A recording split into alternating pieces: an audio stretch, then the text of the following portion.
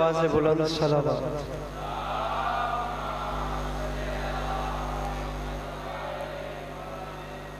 اعوذ باللہ من الشیطان الرجیم، بسم اللہ الرحمن الرحیم۔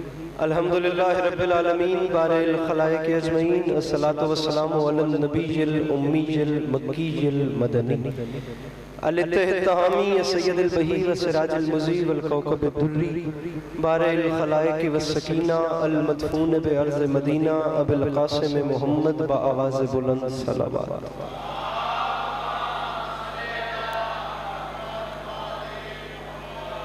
وعلى عطرة الطيبين الطاهرين المعصومين وعلى أصحابه الذين شعبوا الدين، أما بعد فقد قال رسول الله صلى الله عليه وآله وسلم: بسم الله الرحمن الرحيم، زينوا مجالسكم بذكر علي بن أبي طالب، درود بر محمد و اہل بیت محمد۔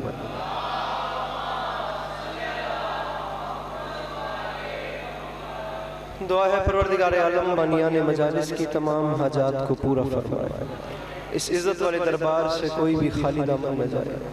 میرے مالک کے جو ہاتھ بلند ہیں، سخی حسین کے ہاتھوں کا واسطہ، میرے مالک مستقبل میں اس مظلوم قوم کو دہشت گردی کے عذاب سے محفوظ فرمائے۔ امام حسین سرکار عزاداروں کی حفاظت فرمائے، ماؤں بہنوں بیٹیوں کے پردے سلامت رہے۔ کوشش کیجئے گا کہ آمین کہہ سکیں۔ میرے مالک تجھے واسطہ تیری عزت کا اس نازک ترین دور میں شیعہ سنی بھائیوں کو اتفاق اور اتحاد کی نعمت سے نواز۔ میرے مالک اس مشکل دور میں امت مسلمہ کو حقیقی معنوں میں حسینی ہونے کی توفیق عطا فرما۔ میرے مالک اس پرآشوب ترین دور میں ہر ماں بہن بیٹی کا پردہ سلامت رہے۔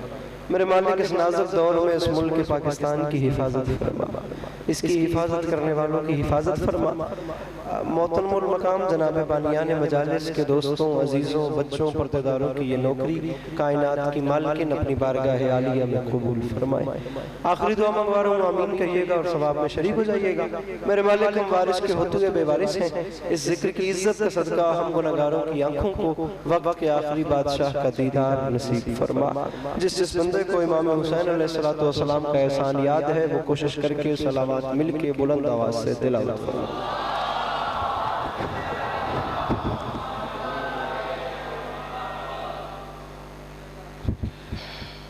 امام زمانہ آپ کو ہمیشہ اپنی حفظ و امان میں رکھیں، آپ کا قدم قدم چل کے آیا اپنی بارگاہ عظمت پناہ میں قبول و منظور فرمائیں۔ اگر تکلیف نہ سمجھیں تو ایسے ہی اپنے سینوں کے دریچوں کو کھول کے کہ فضائے نجف آپ کے سینوں میں ایک بہار برپا کر سکے، ایک چھلکتی ہوئی صلوات تلاوت فرمائیے۔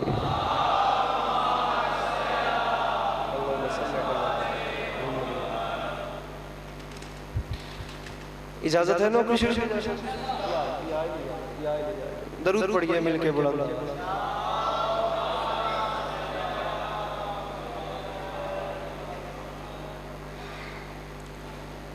اجازت ہے نوکری شروع کی اجازت؟ یہ پنکھے بینرز کو اور کپڑوں کو خراب کر رہے ہیں، اگر آپ مناسب سمجھیں تو جیسے ٹکراؤ ہو رہا ہے۔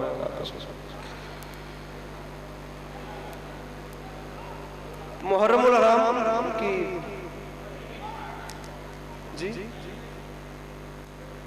یکم آج تھی، جیسا کہ آپ تمام احباب جانتے ہیں، اور ہر جگہ پہ موسم، اور کیونکہ پہلا دن ہے تو کوئی روٹین یا ترتیب نہیں ہے، تو انشاءاللہ جیسے جیسے کہ وقت گزرتا جائے گا یہ تمام چیزیں اپنی ترتیب پہ آتی جائیں گی، اور امام حسین علیہ السلام کا ایسے ہی ذکر ہوتا رہے۔ جھوٹ، بغض اور اناد کے سمندر میں تھپڑیں کھاتی ہوئی انسانیت، سچائی کے جس جزیرے پر آ کر سکون محسوس کرے، اس جزیرے کو مجلس حسین کہتے ہیں۔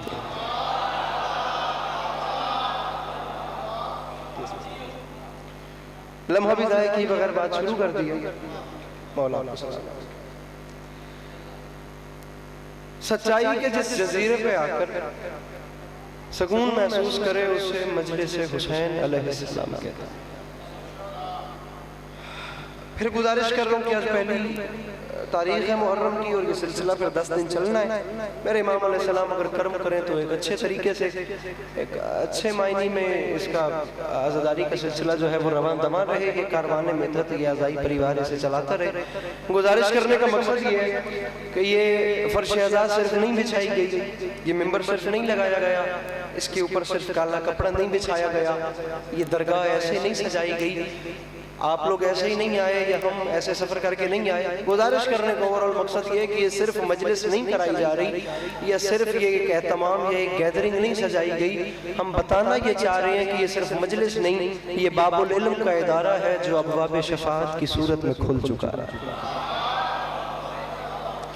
ایام اذان ہیں, ایام حسین ہیں, یہ باب العلم کا ادارہ ہے جو ابواب شفاعت کی صورت میں. پہلا دن ہے تو سلسلہ چلتا رہے گا. میں مانگ رہا ہوں کہ کم از کم مجھے اتنی دعا دیجیے گا جتنی میری مطلوب ہے.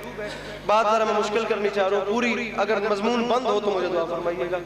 باب العلم کا ادارہ ابواب شفاعت کی صورت میں کھل چکا ہے اور ہم زمانے کو یہی بتانے کی کوشش کر رہے ہیں کہ اس ادارے میں جو ابواب شفاعت کی صورت میں کھلا ہے نا, یہاں صرف تلاوتیں ہی نہیں ہوتی, یہاں ہدایتیں بھی ہوتی ہیں.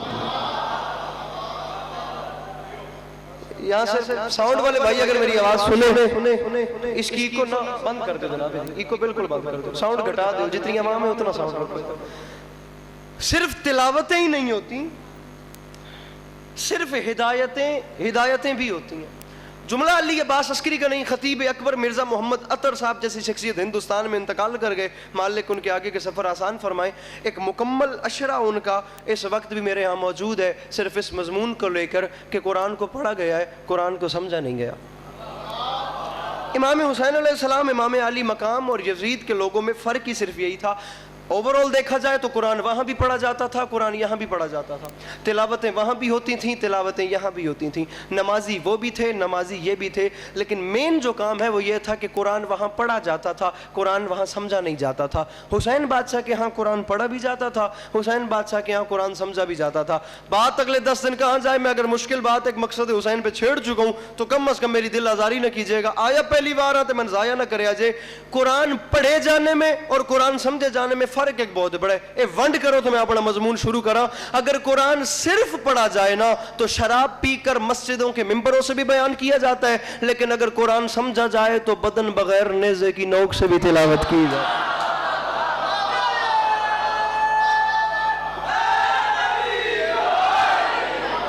میرے محترم, قرآن,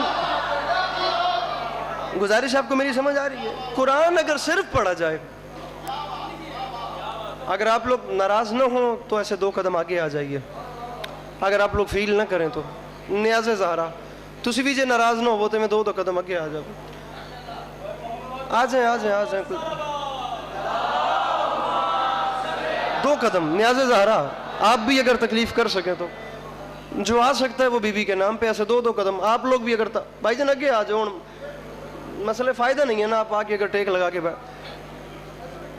میں ایک بندے کو بولتا شاید مناسب نہ لگے.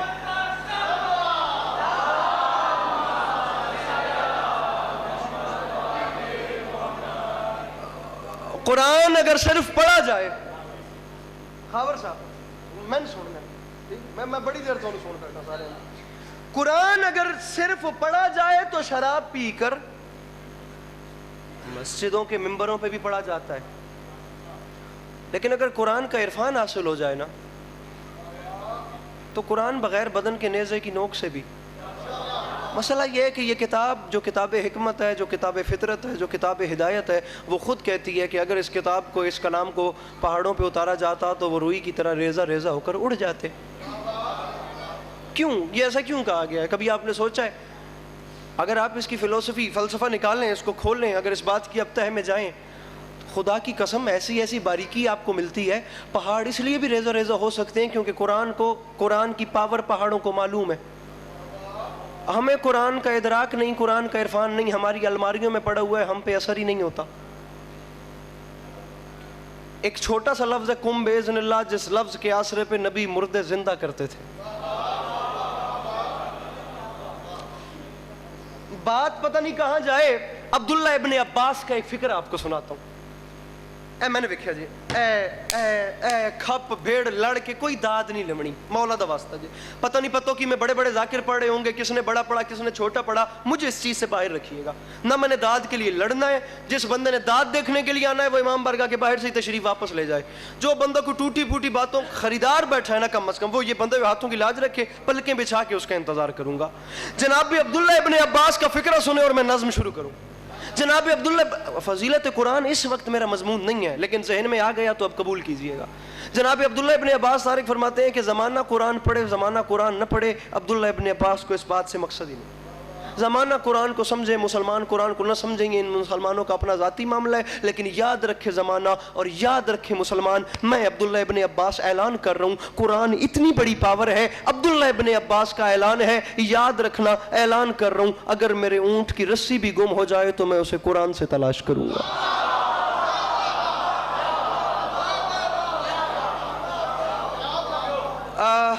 نائنٹیز کی بات ہے, ساڑھے جمن تو بھی پہلے الحمرہ ہال لاہور میں مشاعرہ ہو رہا تھا. تمام اردو ادب کے غزل گو شعراء بیٹھے, فیض صاحب بیٹھے ہوئے تھے, احمد ندیم قاسمی, فراز اور خواتین شعراء, امجد اسلام امجد نظامت بھی کر رہے تھے, صدارت احمد ندیم قاسمی صاحب کر رہے تھے. پوری اردو ادب کی جنٹری, ہندوستان پاکستان بر صغیر کی مکمل اردو لکھنے والے لوگ بیٹھے ہوئے تھے. اس میں شہید محسن نقوی موجود تھے. میں ایک جملہ کہا کرتا ہوں, زمانے نے اس بندے کی قدر اس لیے نہیں کی کہ وہ بندہ علی والا ہے, اور علی والوں نے اس کی قدر اس لیے نہیں کی کیونکہ وہ بندہ پکا مومن تھا. شہید محسن نقوی صاحب کے بارے میں. اب جہاں غزل گو شعراء اور پاکستان بھر کے بڑے بڑے لوگ بیٹھے ہوئے تھے نا, وہاں آ کر محسن نقوی صاحب نے 4 مصرے پڑھے. عزت حسین کی قسم ہے مشاعرہ موقوف کرنا پڑ گیا. مشاعرہ بڑھ ہی نہیں سکتا, لاک بعض اوقات ایسا ہو جاتا ہے, مشاعرے ختم ہو جاتے ہیں. تمام اردو ادب کے لوگ, میں نے یہاں سے بات شروع کی ہے, مجھے عزت حسین کی قسم ہے کہ زندگی کی دادیں ایک طرف اور آج کے دن کی دادیں ایک طرف, داد علی عباس عسکری پھر بھی نہیں مانگ رہا. یہ گھر والا حساب ہے, یہ بھائی خرم ہو گئے, بھائی غلام عباس, بزرگوں سے تو غیر انکل سے میری آج ملاقات, وہ پہلی بار ایسا ہوا ہے. میں وہ بعض اوقات ایسا ہوتا ہے کہ پوری زندگی گزر جاتی ہے, انسان کسی کے دل میں گھر نہیں کر سکتا. کچھ ٹرننگ پوائنٹس ایسے ہوتے ہیں کہ 1 سیکنڈ میں انسان کو وہ چیز مل جاتی ہے جس کو وہ مطلوب ہوتی ہے. میں چوتھا مصرع آپ کے حوالے کروں, اگر دل میں آئے تو مجھے ان جیسا بیٹا سمجھ کے دعا کیجئے گا, دل میں نہ آئے تو میرا اپنا مقدر, اس مجمع کا اپنا نصیب. شہید محسن نقوی نے مشاعرہ ہی ختم کر دیا. آگے فرماتے ہیں یاد رکھنا اسی سے مانگ لو خیرات اپنے خوابوں کی, وہ جاگتی ہوئی آنکھوں میں نیند گھولتا ہے, اور سنا ہے زلزلے آتے ہیں عرش پر محسن کہ بے گناہ لہو جب سنا پہ بولتا ہے.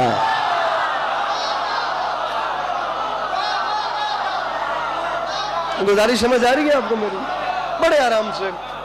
سنا ہے زلزلے آتے ہیں عرش پر محسن کہ بے گناہ لہو, کہ بے گناہ لہو جب سنا پہ. 1400 سال پہلے میرے امام علیہ السلام نے ایک جملہ کہا تھا, لا یبایو مثلی مثلا, مجھ جیسا اس جیسے کی بیعت نہیں کرے گا. حسین یزید کی بات ہی نہیں ہے, مجھ جیسا جو ہوگا وہ ہر اس جیسے کی بیعت نہیں کرے. لا یبایو مثلی مثلا, مجھ جیسا اس جیسے کی بیعت نہیں کرے گا. جناب حیدر رضوی شہید, میں جہاں جہاں جاتا کہ وہاں ان کے چاہنے والے تھے تو مصروں کی ابتدائی, اشرے کی ابتدائی ان کے شعر سے کی ہے. یہاں مجھے کسی نے کہا نہیں ہے, لیکن جو میرے حصے میں خیرات یا اجر آئے گا میں وہ بھی سید کی روح کو پیش کرتا ہوں, انہی کی روح کو احسال کرتا ہوں. میں آپ کو حیدر رضوی صاحب کا ایک مصرع سناتا ہوں, ذرا شعر سننا کہ وہ کس باریکی سے گزرے ہیں مصرع لکھتے وقت. فرماتے ہیں ابن علی نے دے دیا سر اس خیال سے. مصرع سمجھا سکا تو تمام اشرہ پڑھنا آسان ہے, نہ سمجھا سکا ان کا اپنا مقدر ہے, میرا اپنا نصیب ہے. ابن علی نے خدا نہ خواستہ کوئی بندہ جبر کرے اپنے آپ پہ, بھائی خرم جبر ٹوٹ جائے تو بولنا ہے, ورنہ بولنے کی ضرورت ہی کوئی نہیں. ابن علی نے دے دیا سر اس خیال سے کوئی میرا نظام ولایت نہ لے سکے, اور شبیر تو خدا کے ارادے کا نام ہے, 9 لاکھ مل کے جون سے بیعت نہ لے سکے. مل کے حیدری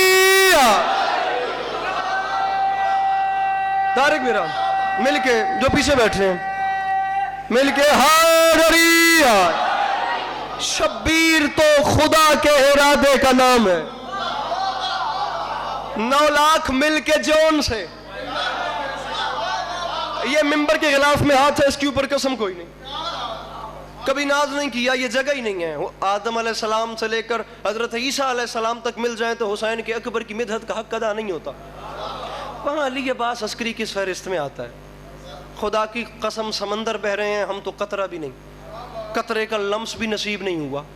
یہ ذرہ نجف کا کوئی اڑتا اڑتا وہ ایک جھولی میں آ کے گر گیا، اور یہ توفیق مدحت سرائی اتنی سی مل گئی کہ آپ کو سبق سنا رہا ہوں. بہت چھوٹا نہ کروں، لیکن بات خدا کی قسم عمر منقبت گوئی کا نازک ترین شعر پہلے دن پڑھنا چاہ رہا ہوں. یہ بندوں ہاتھوں کی لاج رکھنا. پھر سید حیدر رضوی صاحب مصرع جیسا بھی ہے، ہو سکتا ہے مجھے یاد مکمل نہ ہو، لیکن جیسا بھی ہے نا، اگر تاریخ بند ہو تو لا یبایو مثلی مثلا قول معصوم کو لے کر اگر تاریخ ساز شعر ہو تو داد اور دعا ہے، نہ ہو تو آپ کا اپنا مقدر میرا اپنا نصیب. مصرع میری حیات میں ہر وقت ذہن رہتا ہے، میں دین حق پہ ہوں وہ مجھ پہ دین رہتا ہے، اور یزید مجھ سے بھی بیعت طلب نہیں کرتا، اسے پتا ہے کہ مجھ میں حسین رہتا.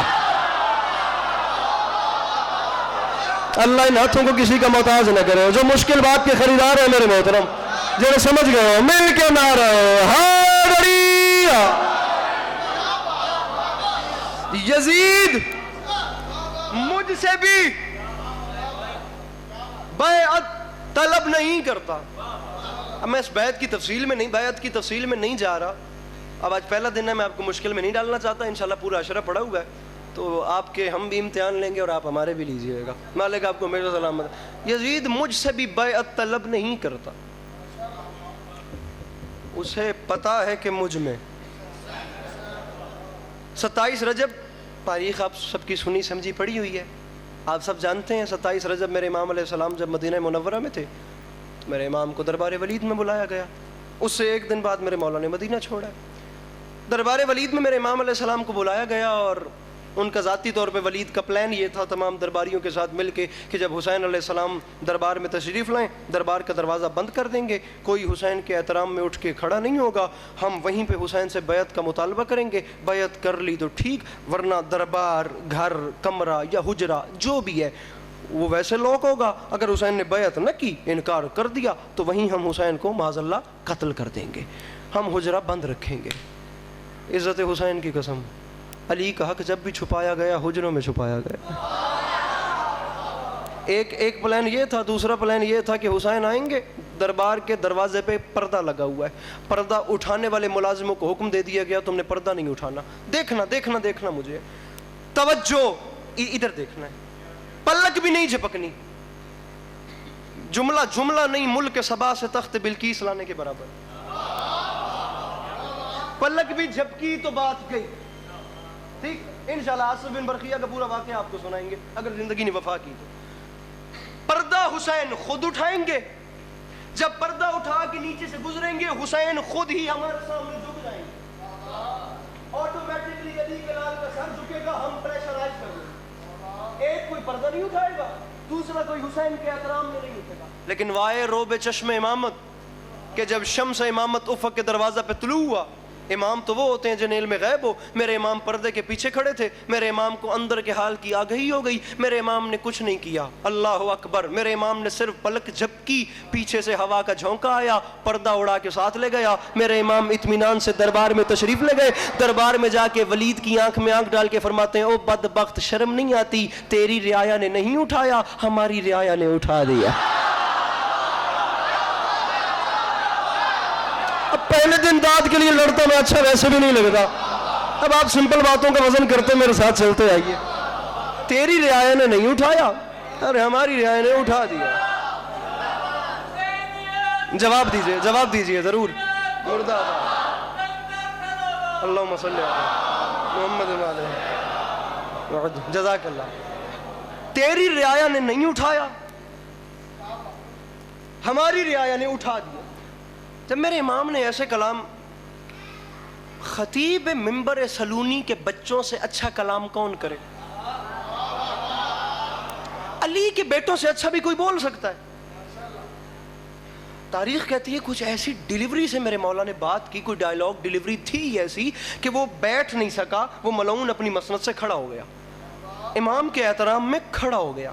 جب وہ کھڑا ہوا تو اس کے درباری بھی کھڑے ہو گئے. اب میرے امام نے چلنا شروع کیا, درباری کھڑے ہو گئے, سب سے پہلے اس نے اٹھ کے امام کو سلام کیا. درباری کھڑے ہوئے, اب میرے امام بیچ میں سے گزر رہے ہیں. کوئی کہہ رہا ہے مولا میرا سلام, کوئی کہہ رہا ہے مولا میرا سلام, کوئی کہہ رہا ہے مولا میرا سلام, کوئی کہہ رہا ہے مولا میرا سلام, کوئی کہہ رہا ہے مولا میرا نہ داد کے لیے لڑوں گا تے نہ تواڈے ہتھی پمنا میں گل سمجھو تا بول پوسو. خدا دی قسم داد تسی نہ بھی دیتی تے میری ویڈیو ٹور پوسی. امام حسین شہنشاہ بادشاہ دا بڑا کرم ہے, لیکن گھر ون کے سوچا ہے میں آکھے کہ تسی سنیا کہ مولا میرا سلام, مولا میرا سلام, مولا میرا سلام, مولا میرا سلام, مولا ادھر بیٹھیں, مولا میری مسند پہ تشریف فرما ہو جائیں, مولا ادھر بیٹھیں. تمام درباریوں کے سلام سے بے نیاز ہو کہ انکل جی, تاریخ کہتی ہے میرے مولا چلتے چلتے اس ملعون کے تخت کے سامنے آئے, فرماتے ہیں بتا تو نے مجھے کیوں بلایا ہے.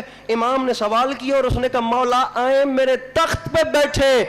ہاں جی, تاریخ کہتی ہے اس کی بادشاہت اور تخت کو پاؤں کی ٹھوکر مار کے حسین نے فرمایا جاہل تجھے پتہ نہیں قرآن رحل کے علاوہ کہیں آتا ہی نہیں ہے.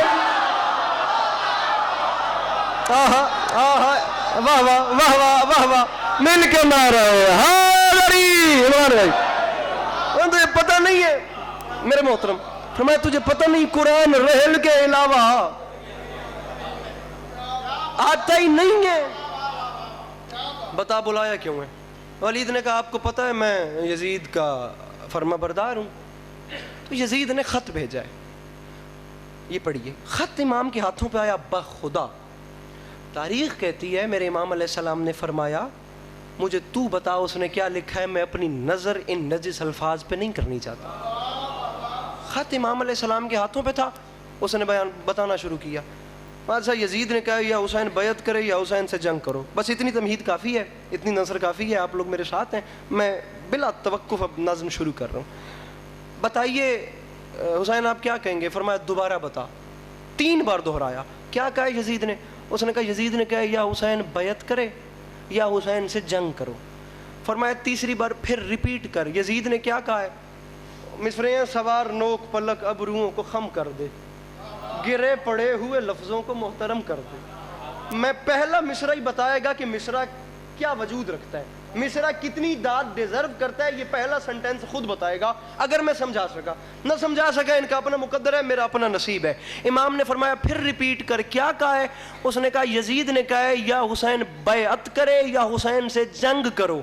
آپ یزید کو کیا رپلائی دیں گے؟ تاریخ کہتی ہے بھرے دربار میں یزید کا خط زمین پہ پھینک کے حسین نے فرمایا ولید پریشان نہ ہو, تو ایک یزید کی بات کرتا ہے, میرا اعلان ہے لکھو یہ سارے یزیدیوں کو حسین گھر سے نکل رہا ہے. واہ واہ واہ واہ, مل کے مارا ہے. لکھو یہ سارے یزیدیوں کو حسین گھر سے. ایس پی صاحب لکھو یہ سارے یزیدیوں کو. جزاک اللہ جزاک اللہ. امام زمانہ سلامت رکھیں, مولا اپنی حفظ و امان میں رکھیں. فرمایا لکھو یہ سارے یزیدیوں کو حسین گھر سے, حسین گھر سے نکل. خدا کی قسم کھا کے کہہ رہا ہوں, اردو زبان دنیا کی ایک ایسی زبان ہے عربی کے بعد جس کے لغوی معنی کا اپنا لطف ہے, جس کے اصطلاحی معنی کا اپنا لطف ہے, جس میں نغمگی کا اپنا مزہ ہے, جس میں تفہیم کا اپنا مزہ ہے. کئی پہلوؤں سے بات کی جاتی ہے. شاعری نام ہے تلمیح کا, شاعری نام ہے استعارے کا, شاعری نام ہے بھائی جان اشارے کا. میں ایک پھر تاریخ ساز مصرع آپ کے سامنے رکھ رہا ہوں. میرے امام نے جو بات کی دیکھیے گا وہ پوری ہوئی ہے یا نہیں. اگر نظر آ جائے تو دعا کرنی ہے, ورنہ یا علی. حسین فرماتے ہیں لکھو یہ سارے یزیدیوں کو حسین گھر سے نکل رہا ہے, اسے لکھو کہ ہمارے حر کا ضمیر کروٹ بدل رہا. یا علی بڑا سونا ماحول, بخدا بہت خوبصورت ماحول ہے. لکھو, یہ جو پیچھے بیٹھے ہیں میرے ساتھ تھوڑا سا بس تعاون کریں گے. فرمایا لکھو یہ سارے مل کے حاضری. لکھو یہ سارے یزیدیوں کو حسین گھر سے نکل رہا ہے. فرمایا لکھو یہ سارے یزیدیوں کو حسین گھر سے نکل رہا ہے. میرے مولا نے فرمایا اسے لکھو کہ ہمارے حر کا ضمیر کروٹ بدل رہا ہے. حسین فرماتے ہیں نئی صبح کا, محسن نقوی صاحب کا لہجہ, فرماتے ہیں نئی صبح کا یقین لے کر ہر ایک غنچہ مچل رہا ہے. یزیدیت کا وجود اب سے ازل کی لعنت میں ڈھل رہا ہے.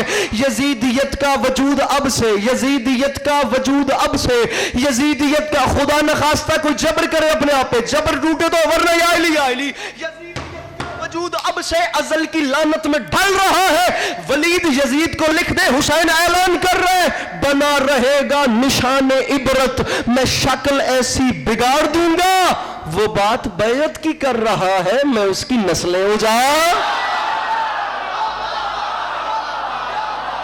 اللہ ان ہاتھوں کو کسی کا محتاج نہ کرے. یہ ہاتھ والے زمانہ کے قدموں سے مس ہو, مل کے نہ رہے. حیدری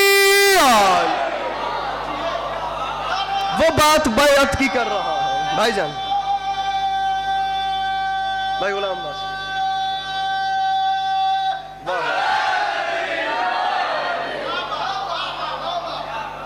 وہ بات بیعت کی کر رہا ہے. میرے امام نے فرمایا میں اس کی نسلیں, وہ بات بیعت کی کر رہا ہے میں اس کی نسلیں. بڑی محنت کر کے محفل پروان پہ چڑھائی جاتی ہے. یہ دیکھیے گا, ارباب ذوق, ارباب دانش, ارباب عزا, فرش پہ بیٹھے ہوئے تمام عرش مقام سامعین کی خدمت میں, یہ دستے ادب جوڑ کے یہ دیکھیے گا. جتنے آقا کے چاہنے والے میرے سامنے تشریف فرمائے, زیادہ اچھا اردو بولنی مجھے آتی بھی نہیں ہے, لیکن یہ دیکھیے گا. ولید نے کہا حسین بیعت کیوں نہیں کرتے؟ فرمایا تو کیوں نہیں کرتے کہہ رہا ہے, حسین کہہ رہا ہے بیعت ہو ہی نہیں سکتی.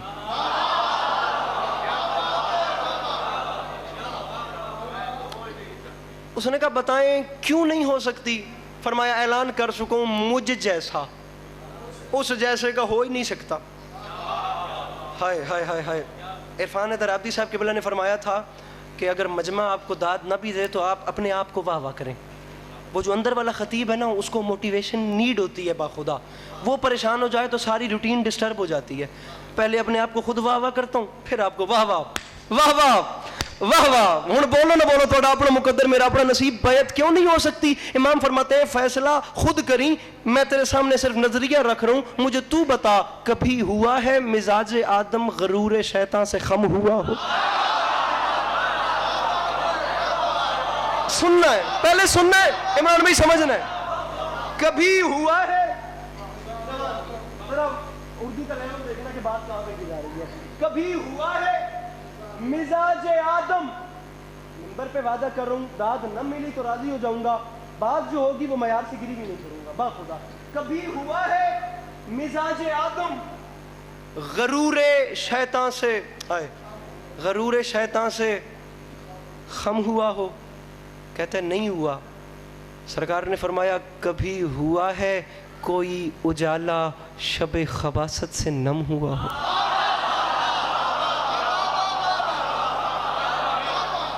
ایسے ہی سمجھایا جا سکتا ہے نا, ایسے ہی ساتھ لے کے چلا جا. کبھی ہوا ہے, ہاں بس یہی تو کوشش ہے. کبھی ہوا ہے مزاج آدم غرور شیطان سے خم ہوا؟ کبھی ہوا ہے کوئی اجالا شب خباثت سے؟ یہی تو شاعری کا اختصار ہے, کوئی اجالا شب خباثت. وہ جو پیچھے بیٹھے انکل جی, یہ جو آپ کے پاس ایک محلہ بیٹھا ہوا ہے نا, اس کو میرے ساتھ ملائیے گا تاکہ میں بات مزید اچھے طریقے سے پہنچا سکوں. خم ہوا ہو, نم ہوا ہو, دو کافی ہو گئے. کبھی ہوا ہے کوئی اجالا, واہ واہ, شب خباثت سے نم ہوا ہو؟ کہتے ہیں نہیں. حسین نے فرمایا کسی بھی نمرود کے ستم سے کوئی براہیم کم ہوا ہو؟ جو کسی بھی نمرود سمجھ گیا, کسی بھی نمرود کے ستم سے کوئی براہیم کم ہوا ہو؟ کہتا ہے نہیں. امام علیہ السلام نے فرمایا کہیں نہیں کہ فرعون جیسے سے عزم موسیٰ کو غم ہوا. واہ واہ واہ, میں خدا دی قسم کن پک گئے نے, میں کتنے ہاتھ مارا یا کتنا بھیڑا میں داد لون واسطے. داد علی کے باس عسکری کا ٹارگٹ ہی نہیں ہے, لیکن ارمانی اس زبان پہ جاؤں گا جس کے چہرے پہ مسکان تک نہ آ سکی. مجھے دیکھی کم از کم ایسے کہ مجھے اتنا یقین ہو جائے کہ میری بات تو ہی تک پہنچ گئی ہے, اور میں مانگ بھی کچھ نہیں رہا, صرف مجھے مسکرا کے دیکھ لینا. نہیں کہ فرعون جیسے سے عزم موسیٰ کو غم ہوا ہو؟ کہتے نہیں ہوا. حسین نے کہا اگر یہ سب کچھ نہیں, ہائے ہائے ہائے, اگر یہ سب کچھ نہیں ہوا تو پھر بتاؤ حسین جیسا یزید جیسے کو ہاتھ دے گا؟ کہاں لکھا ہے کوئی محمد ابو جہل کا بھی ساتھ؟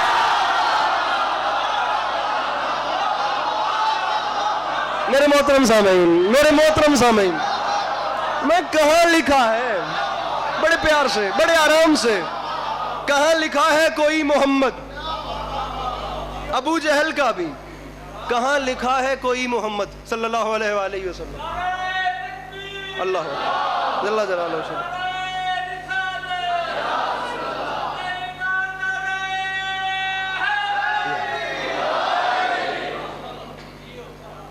کہاں لکھا ہے کوئی محمد؟ ابو جہل کا بھی ساتھ دے. مسئلہ پتہ ہے کیا ہے؟ اب اگلا جملہ جو ہے نا، یہ بات میں صرف آپ لوگوں سے نہیں کر رہا، میرا یقیناً ویڈیو بن رہی ہے، 110% میرا یقین ہے کہ اہل سنت بھائی بھی تشریف فرما ہے. میں کھلے سینے کے ساتھ جناب سب کو ویلکم کرتا ہوں. خوش آمدید. آپ آئے بھی ہیں تو آپ کو خوش آمدید کیا جاتا ہے. انشاءاللہ کسی کی دل آزاری نہیں کی جائے گی، بلکہ یہاں سے مزید خوش کر کے بھیجا جائے گا. در حسین پہ ملتے ہیں ہر مزاج کے لوگ، یہ دوستی کا وسیلہ ہے دشمنی کا نہیں. گزارش میری. قلب صادق صاحب وہ پھر چلے گئے، ہندوستان سے تھے، ابھی ریسنٹلی ان کی وفات ہوئی، کوئی 1-2 سال ہوئے ہیں.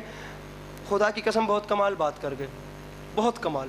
بستر مرگ پہ بیٹھ کر جب اس انسان اپنی موت کا منتظر ہوتا ہے، اس وقت بھی قوم کے لیے اتنا درد رکھنا، ایسے لوگ کہاں سے آئیں گے؟ لوگ رخصت ہوئے اور لوگ بھی کیسے کیسے. سوچتا ہوں کہ ڈھلیں گے یہ اندھیرے کیسے. ایسے ہاتھ باندھ کے کہہ رہے تھے امت مسلمہ تمام عمر کوشش کی ہے لیکن کوششیں رائے گاں گئی ہیں. یہ بستر مرگ پہ بیٹھ کے ہاتھ باندھ رہا ہوں، ایک ہو جاؤ، ایک ہو جاؤ. ایک جملہ سمجھنا، ایک ہو جاؤ، ایک ہو جاؤ، ایک ہو جاؤ. اس کی وجہ یہ ہے کہ شیعہ سنی کے دشمن نہیں، سنی شیعہ کے دشمن نہیں، جہالت ان دونوں کی دشمن ہے.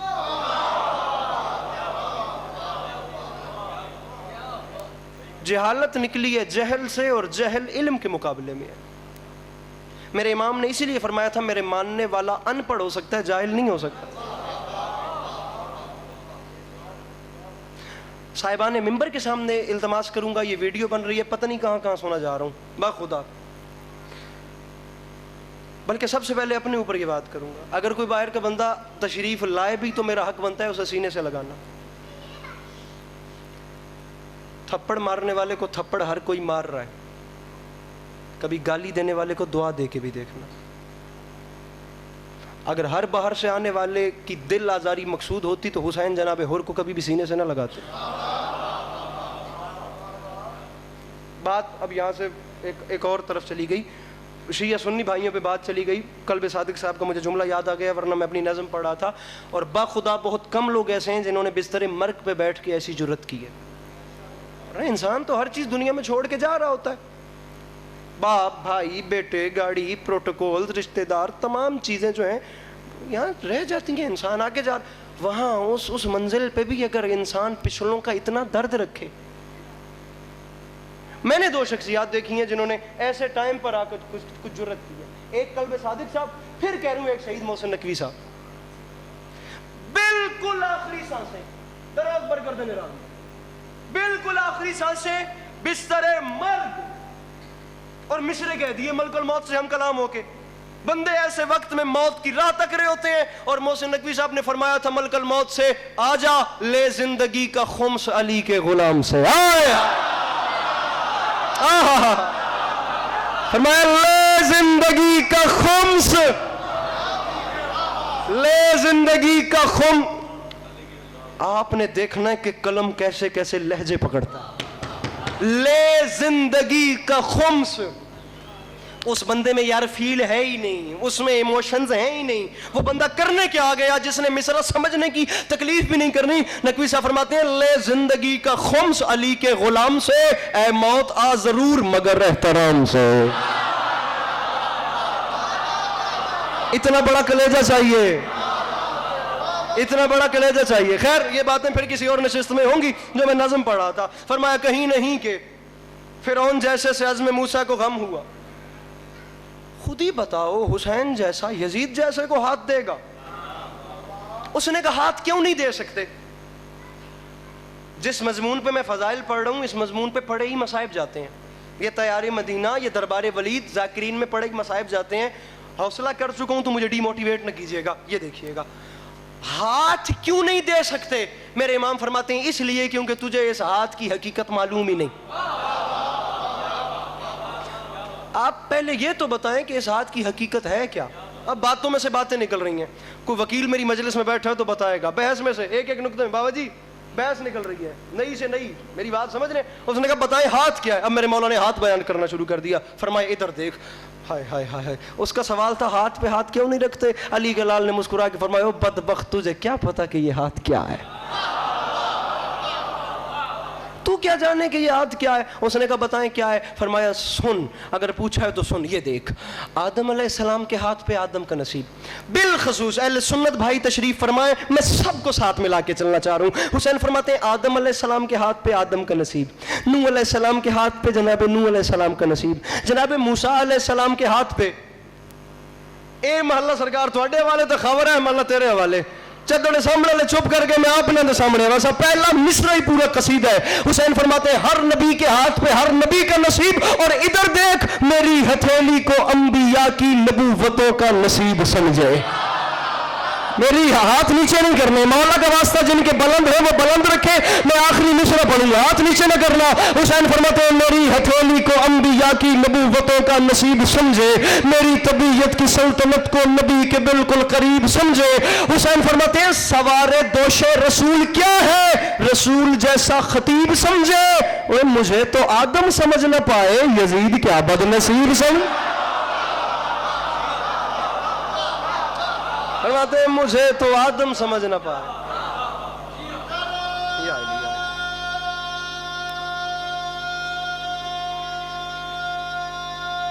یا علی.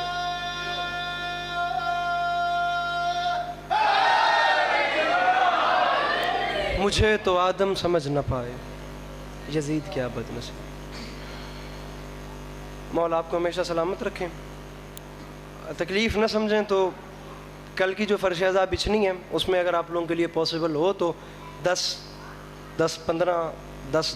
اتنے پہ تشریف لے آئیے گا تاکہ میں کچھ دیر آپ کو تسلی سے سلام کر سکوں. میر انیس علیہ الرحمہ فرماتے ہیں حسین یوں ہوئے اے مجرئی وطن سے جدا.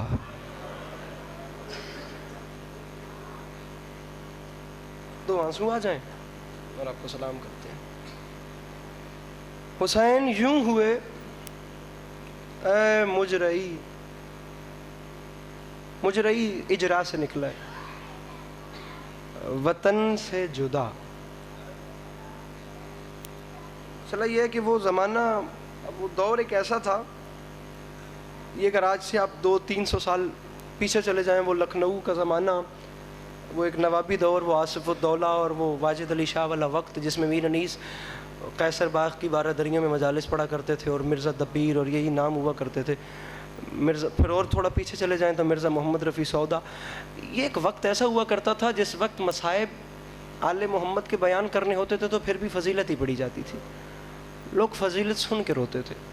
اب ہمارے پنجاب کا کلچر ایسا ہو گیا کہ وہ مصائب کی ایک منزل مقرر کر دی گئی کہ جب تک یہ بیان نہ کیا جائے کہ ظالم نے مخدومہ کی چادر اتاری ہے تب تک عوام بیچاری ہماری رو نہیں سکتی.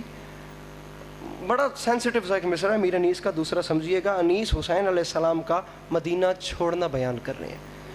فرماتے ہیں حسین یوں ہوئے اے مجرئی وطن سے جدا, کہ جیسے بلبل ناشاد ہوں چمن سے جدا.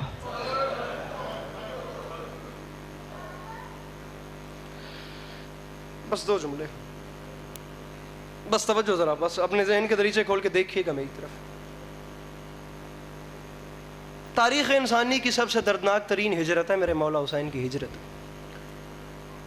یہ بھی بتاتا چلوں کہ ہجرت کوئی نئی چیز یا کوئی نیا عمل نہیں, تمام فطرتی عمل ہیں. مالک تمام کی بیٹیوں کے نصیب نیک کریں. جب ایک بیٹی ایک گھر سے دوسرے گھر جاتی ہے تو یہ بھی ایک قسم کی ہجرت ہی ہوتی ہے. ایک چڑیا اپنے آشیانے کو بدلتی ہے. جناب رسالت مآب صلی اللہ علیہ وآلہ وسلم نے بھی مکہ چھوڑا تھا, اور آپ جانتے ہیں سرکار کے آخری الفاظ کیا تھے مکہ چھوڑتے وقت؟ خدا کی قسم میرے سرکار رسالت مآب صلی اللہ علیہ وآلہ وسلم نے مکہ چھوڑتے وقت یہ الفاظ بولے تھے, میرے مالک میں وہ جگہ چھوڑ رہا ہوں جو جگہ مجھے بہت پسند ہے, بس تو مجھے وہاں لے جا جو جگہ تجھے بہت پسند ہے. جناب ابراہیم نے بھی اپنا وطن چھوڑا تھا، لیکن حسین مظلوم کی جو ہجرت ہے نا، اس کو عام ہجرت اس لیے بھی ایسے نہیں کہا جا سکتا کیونکہ میرے 12ویں امام فرماتے ہیں میرا سلام ان پر جن سے رات کی تاریکی میں بالجبر مدینہ چھوڑوایا گیا۔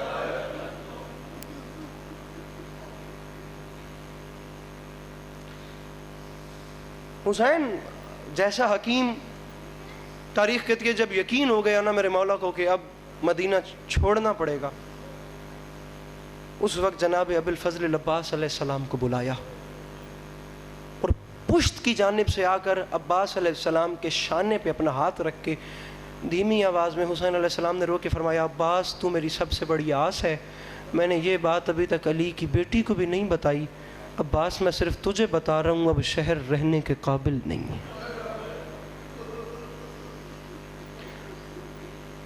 تاریخ کہتی ہے یہ جملے کہہ کے حسین اپنے نانا کی قبر پہ چلے گئے۔ میں تمہید باندھ رہا ہوں، آپ 2-4 باتیں میرے سے صرف سنیے گا، گریے ماتم یہ ڈھیر سارا سلسلے ہوتے رہیں گے۔ میں آپ کو ذرا سے ایک وہ بات بتاتا ہوں جو شاید آپ کے علم میں نہ ہو، آپ کو کئی فرینڈ زون میں بیٹھ کے بات کرنی پڑ سکتی ہے کہ امام حسین علیہ السلام نے مدینہ کیوں چھوڑا، کیسے چھوڑا، کیوں چھوڑا، انشاءاللہ یہ بھی بیان کروں گا، کیسے مدینہ چھوڑا، صرف یہ بات سن لیجیے۔ اوورال ممبر پہ یہ باتیں ذرا کم کی جاتی ہیں کیونکہ یہ باتیں ذاکری مضمون کا حصہ نہیں ہیں، میں بھی اسی لیے آپ کو کہہ رہا ہوں کہ صرف ذہن لگا کر میری باتوں کو فیڈ کیجیے گا۔ نانا کی قبر سے حسین علیہ السلام نے ایک بار ودا نہیں کیا، کئی بار گئے ہیں، کئی بار رخصت ہوئے ہیں، پھر کئی بار واپس گئے۔ تاریخ کہتی ہے جب پہلی بار حسین نانا کی قبر پہ گئے ہیں تو علماء نے سرکار لکھا ہے کہ تاریخ نے ایسے کبھی حسین کو چلتے نہیں دیکھا، اتنے پروکار طریقے سے، اتنے با اعتماد طریقے سے، ایسے کوہ وقار بن کر ایک ایک قدم جما کر زمین و آسمان محو دید ہیں حسین کے تاریخ ایک ایک قدم پہ۔ حسین نہیں جا رہے، تاریخ کہتی ہے ایسے لگتا تھا جیسے کائنات آدم و عالم کا کوئی اکلوتا شہزادہ جا رہا ہے، اور نانا کی مزار پر آ کر حسین نے رخ انور کا رخ اوپر کیا اور پورے اعتماد سے فرمایا اللہم ھذا قبر نبیک، میرے اللہ یہ تیرے نبی کی قبر ہے، وَأَنَا ابْنُ بِنْتِ نَبِيِّكَ، اور میں تیرے نبی کی بیٹی کا بیٹا ہوں۔ میرے مالک وہ وقت آ گیا جو یقیناً تیرے علم میں ہے، میں مانگتا یہ ہوں حسین کے لیے اس راہ کا انتخاب کر جس میں تیری رضا شامل ہے۔ پالیسی دیکھ رہے ہیں آپ حسین کی، کربلا جیسے سفر کی ابتدا ہے سامعین، ایک ایسی تاریخ لکھی جانی ہے جس کے بعد نسلیں بدل جائیں گی، جس کے بعد کئی یزیدوں کے تخت الٹ جائیں گے، اور ایسے سفر سے پہلے حسین کا ایجنڈا پالیسی کیا ہے؟ میرے مالک میں تیری رضا پہ راضی ہوں۔ اور یہ جملے صرف قبر نبی پہ کھڑے ہو کے نہیں کہے کہ میں تیری رضا پہ راضی ہوں۔ تاریخ کہتی ہے مقتل میں سب سے مشکل وقت تھا، علی اصغر بادشاہ کی لاش کو اٹھا کے حسین نے کہا تھا رضن بقضائک و تسلیما لامر، میرے مالک اگر تیری رضا اسی میں ہے تو حسین راضی ہے۔ تاریخ کہتی ہے یہ جملے کہے اور اسی اعتماد کے ساتھ حسین اپنے بھائی کی قبر کی طرف بڑھے۔ عجیب بات یہاں پہ باخدا تاریخ نے لکھی ہے، آنسو آئے نہ آئے آپ کے مقدر کی بات ہے، مجھے صرف ایک ہائے چاہیے کہ میرا توشہ آخرت ہو جائے، اس کاسہ خیرات میں وہ بھر دینا، میں اسی پہ سلام کر کے جا رہا ہوں، زندگی رہی تو پھر کل انشاءاللہ 10:05 پہ آپ کو سلام کریں گے، اور یا علی مدد۔ تاریخ کہتی ہے نانا کی قبر پہ گئے تھے تو کوہ وقار بن کے، طارق میرے بھرا سر سامی، پھر بھائی حسن علیہ السلام کی مزار پہ گئے تو اسی اعتماد کے ساتھ، لیکن جب بھائی کی قبر سے ماں کی طرف چلے تو تاریخ کہتی ہے حسین ایسے دوڑے جیسے چھوٹا بچہ اپنی ماں کی طرف لپکتا ہے۔ تاریخ کہتی ہے آ کر خود کو ماں کی قبر پہ گرایا اور رو کے فرماتے ہیں السلام علیک یا امّے، اے میری ماں فاطمہ آپ پر میرا سلام۔ قبلہ قبر سے جواب آیا علیک السلام یا مظلوم الام، تجھ پر بھی میرا سلام او ماں کے غریب بیٹے، تجھ پر بھی میرا سلام او ماں کے مظلوم بیٹے، تجھ پر بھی میرا سلام او ماں کے پیاسے بیٹے۔ سارا مضمون چھوڑ دیا، وہ تمام باتیں سارا مضمون چھوڑ۔ تاریخ کہتی ہے دوبارہ حسین نانا کی قبر پہ گئے۔ توجہ، علامہ نقن کے فکرے ہیں، علامہ علی نقی نقن بر صغیر پاک و ہند کی سب سے علمی شخصیت، ممبر حسین پہ خدا کو حاضر و ناظر جان کے کہہ رہا ہوں، ممبر کی دنیا میں نقن صاحب سے زیادہ علمی شخصیت اردو پڑھنے والوں میں نہیں آئی۔ اتنی سی کتاب ہے معراج انسانیت، اگر آپ وہ ایک کتاب لے کر اپنے بچوں کو پڑھا دیں تو کسی موٹیویشنل سپیکر کی ضرورت ہی نہیں ہے، اتنا سا رسالہ ہے معراج انسانیت یا زندگی کی حکیمانہ تصور۔ ممبر محمد و اہل بیت محمد کے مکتب میں جو لوگ انگلیوں پہ گنے جانے والے ہیں نا، جنہوں کی ان کی خدمات یاد رہیں گی، ان میں ایک نکن صاحب کا شمار ہوتا ہے۔ قبلہ نکن فرماتے ہیں اب جو حسین نانا صلی اللہ علیہ وآلہ وسلم کی قبر پہ آئے، پہلے اعتماد کے ساتھ آئے تھے، اب حسین نانا کی قبر پہ آئے تو حسین نے اپنا دایاں رخسار جو تھا نا وہ نانا کی قبر پہ رکھا اور حسین کو نیند آ گئی۔ حسین نے دایاں رخسار نانا کی قبر پہ رکھا، میرے امام کو نیند آ گئی۔ نیند کیوں آئی؟ قبلہ نقن صاحب فرماتے ہیں نیند اس لیے آئی کہ نفسیات کے بدلنے سے اثر بدل جاتا ہے۔ وہ بندہ کتنا امیر ہے جس نے ہائے تک نہیں کرنی، بڑی سونی ہنج میں لڑ دی ہے، جوانی نصیب ہوئی میرا بھیرا۔ نیند اس لیے آئی، نفسیات بدلے تو اثر بدل جاتا ہے، پہلے کیفیت اور تھی تو اثر اور تھا، اب جو رخسار رکھا تو حسین کو نیند اس لیے آئی کیونکہ رخسار رکھتے ساتھ نقن صاحب فرماتے ہیں حسین کو نانا کا سینہ یاد آ گیا۔ قبلہ نقن صاحب فرماتے ہیں حسین کو نانا کا سینہ یاد آ گیا۔ عالم خواب میں نانا کی زیارت ہوئی، تاریخ کہتی ہے، قبلہ نقن صاحب کے الفاظ ہیں، علامہ نقن فرماتے ہیں عالم خواب میں سرکار رسالت پناہ نے نا اپنے نواسے کو اپنی گود میں لیا، نانا کے سینہ اتھر سے حسین نے اپنا سر لگایا اور رو کے فرماتے ہیں نانا میں تھک گیا ہوں، نانا مجھے اپنے پاس بلا لیں، نانا یہ امت مجھ سے آپ کی قبر چھڑوانا چاہتی ہے، نانا میں تھک گیا ہوں۔ تاریخ کہتی ہے یہ جملے سننے تھے رسول اکرم صلی اللہ علیہ وآلہ وسلم کی آواز آئی حسین بس وہ وقت قریب آ گیا، بہت جلد تم میرے پاس آ رہے ہو۔ نانا کے جملے سننے تھے، اچانک حسین کی آنکھ کھلی، حیرانی کے عالم میں عباس کا چہرہ دیکھ کے فرماتے ہیں انا للہ وَإِنَّا إِلَيْهِ رَاجِعُونَ۔ یکم محرم ہو گئی ہے آج، کل میرے مولا نے کربلا میں بارد ہو جانا ہے، 9 راتوں کے مہمان رہ گئے میرے مولا، تیرا اپنا مقدر میرا اپنا نصیب۔ یہ فکر سننے تھے عباس شہر رہنے کے قابل نہیں، قافلہ تیار کرا۔ اللہ کرے میں سمجھا سکوں، 1.5 منٹ کے بعد میں منبر پہ نہیں ہوں گا، بس راضی رہیے گا۔ تاریخ کہتی ہے چلتے چلتے حسین گھر کے باہر آئے، حویلی کے باہر آ کر حسین نے مسند بچھائی، فرماتے ہیں غازی نام پکارتے جانا، اماریاں لاتے جانا، میرے پردے داروں کو سوار کراتے جانا۔ حسین مسند بچھا کے تشریف فرما ہو گئے، حسین نے زیارت کرنا شروع کر دی۔ 28 رجب کی شام ہے، تاریخ کہتی ہے قافلہ حسینی تیار ہو رہا ہے، مکاندہ پہ بس یا علی ڈھیر پر بیٹھا، قافلہ حسینی تیار ہو رہا ہے، محلہ بنی ہاشم کا تمام انتظام عباس جیسے غیرت مند بھائی کے ہاتھ میں ہے۔ مجھے عزت حسین کی قسم محلے میں پہرا لگ گیا، میرے مولا نے تمام محلے میں کالے پردے کا انتظام بھائی خرم کروا دیا۔ بڑا تو بڑا کوئی ممیز بچہ بھی آج محلے کی کسی گلی سے نہیں گزر سکتا۔ تاریخ کہتی ہے میرے مولا عباس کے ہاتھوں میں فہرست آئی، میرے مولا نے نام پکارنے شروع کیے۔ سب سے پہلے میرے امام حسن علیہ السلام کی بیوہ کا نام پکارا گیا۔ امام حسین نے فرمایا قاسم اپنی ماں کو محمل پہ سوار کراؤ۔ دوسرا نام شہزادی لیلا سلام اللہ علیہ کا پکارا گیا۔ حسین نے کہا اکبر بیٹا اپنی ماں کو محمل پہ سوار کراؤ۔ قبلہ تیسرا نام بی بی ام کلثوم کا پکارا گیا۔ حسین نے فرمایا محمد بن جعفر تیار میری بہن کو سوار کراؤ، جو اب ہائے نہ کر سکے وہ سر نیچے کر لے، اس سے بڑی بات میرے پاس ہے ہی نہیں۔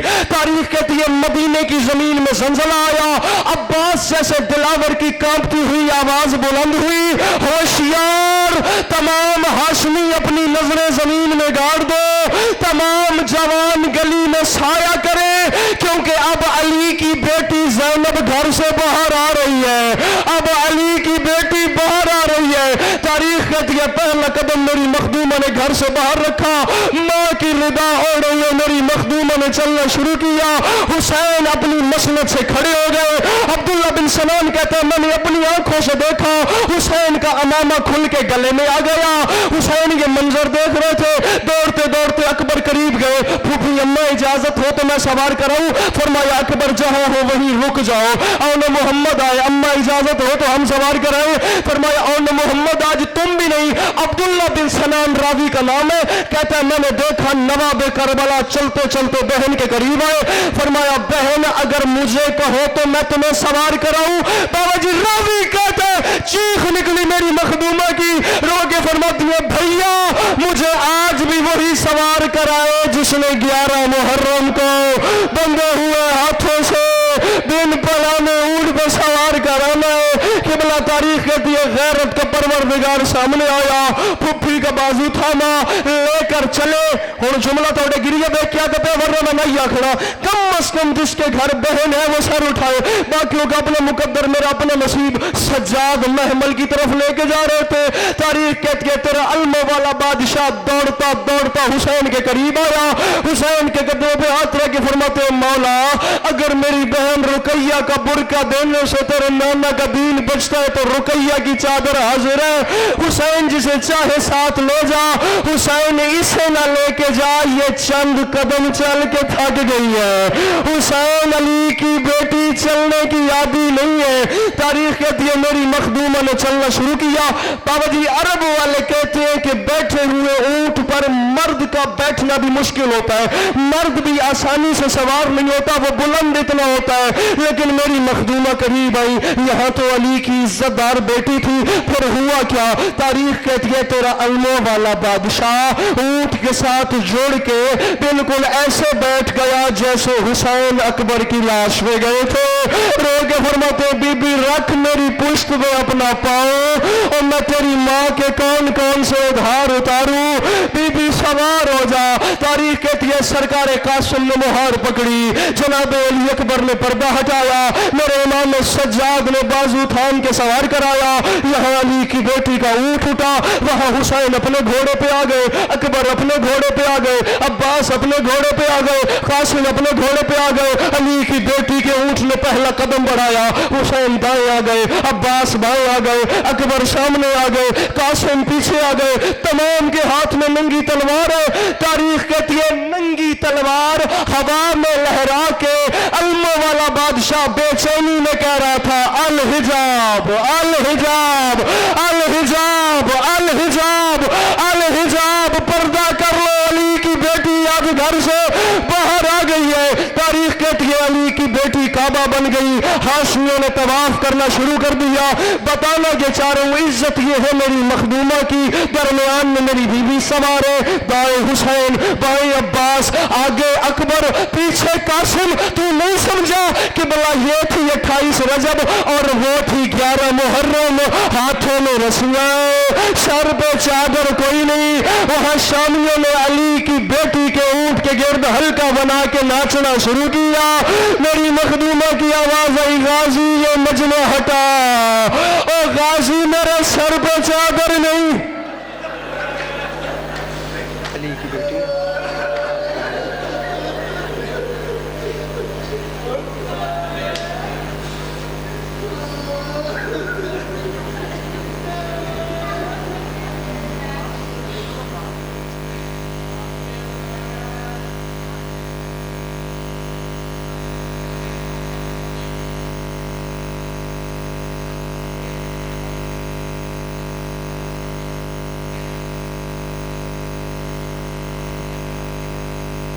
سغرا دے سجن سارے